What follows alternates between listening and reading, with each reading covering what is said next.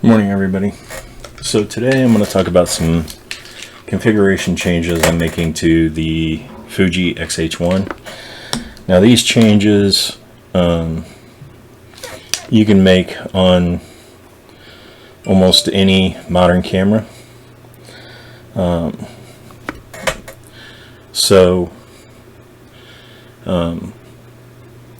let me explain why I'm making some of these changes. So typically I prefer shooting with manual focus lenses, and part of that is I guess tied to my history of shooting with film cameras and a little bit of nostalgia, but the other aspect was linked to a bit of disappointment with some of the results I was getting out of autofocus lenses, particularly with subjects that are close in distance. And after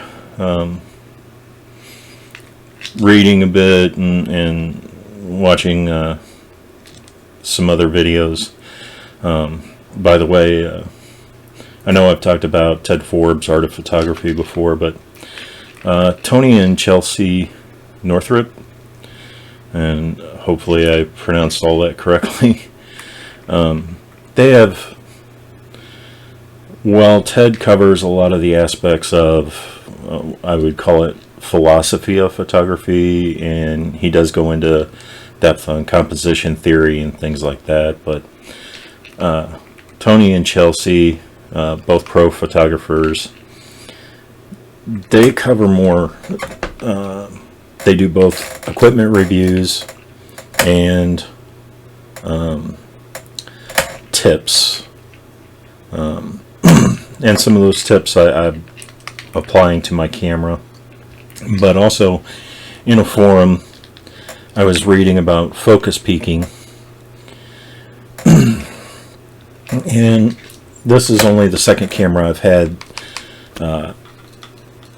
The X Pro 1 that I had focus peaking, but it wasn't very good.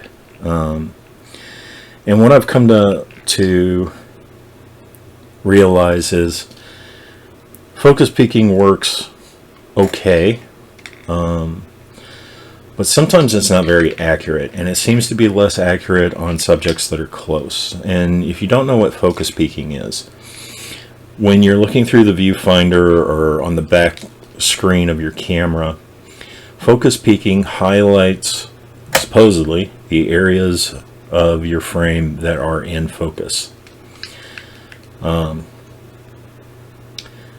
Now, what I've discovered is, as I said, it's not always accurate. It is making a computational assumption about your subject, and it can be impacted by various differences in your environment. So, reading some forums,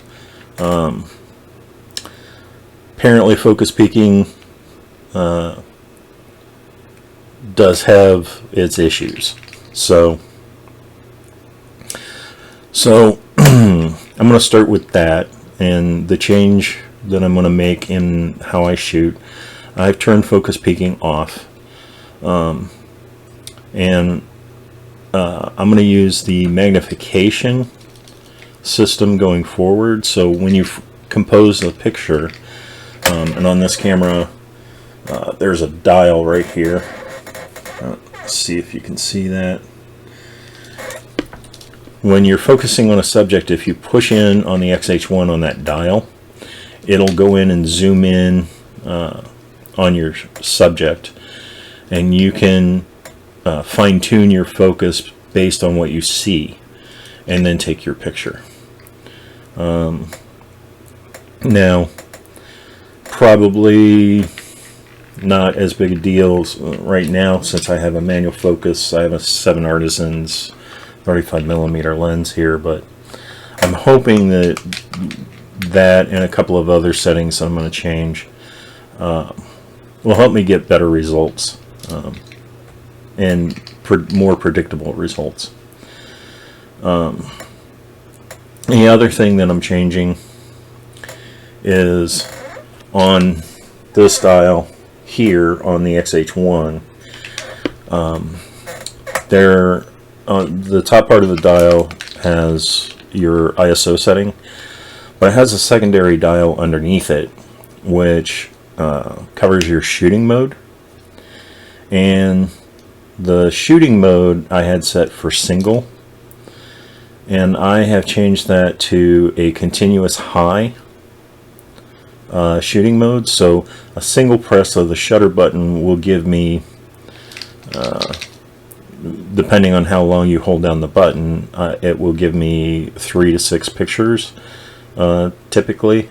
Of course, if you hold it down longer, it'll take more, at least until your buffer fills up. So you want to make sure you have high-speed cards in your camera to get the most out of that. Anyway, and then let's see, what else am I doing? Oh, another thing, and I'm bad about this, but I've had this camera set with IBIS turned off because for a while I was shooting on a tripod. So I turned IBIS back on. If you don't know what IBIS is in-body image stabilization. And what happens is that if you have it on, it's always on. And if you're shooting on a tripod, it will actually blur your pictures as the motor tends to move the sensor around. But when you're hand holding, it tries to correct for handshake in your pictures. So I've been hand holding and shooting with this camera with that turned off.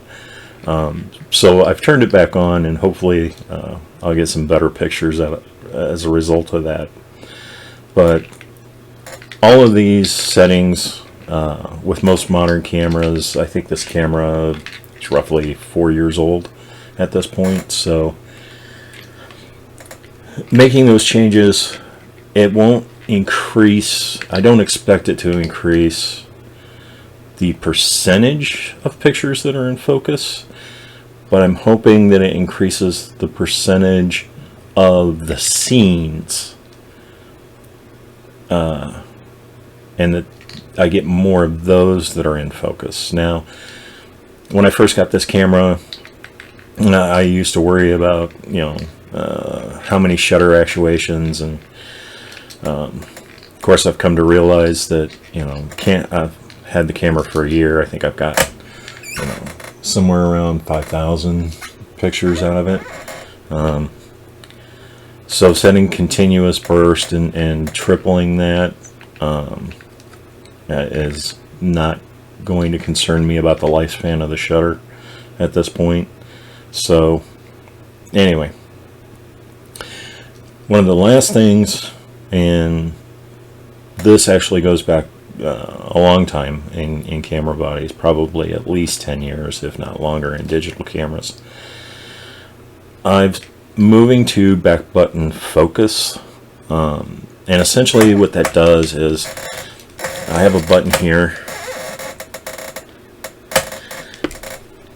and instead of half pressing the shutter to get your focus, what you do is compose your subject. You press this button on the back. It does the focus on an autofocus lens, of course, and then when you release it, that focus is locked, and then when you press the shutter, it's just taking pictures. It's not adjusting the focus in any fashion. So hopefully, like I said, this will improve my autofocus lens picture quality a bit. So anyway, that's all for now. Thanks for watching. If you like the video, please click like and or subscribe. Also, I'll include a link to Tony and Chelsea Northrup's YouTube page in the video description. Thanks. Have a great day.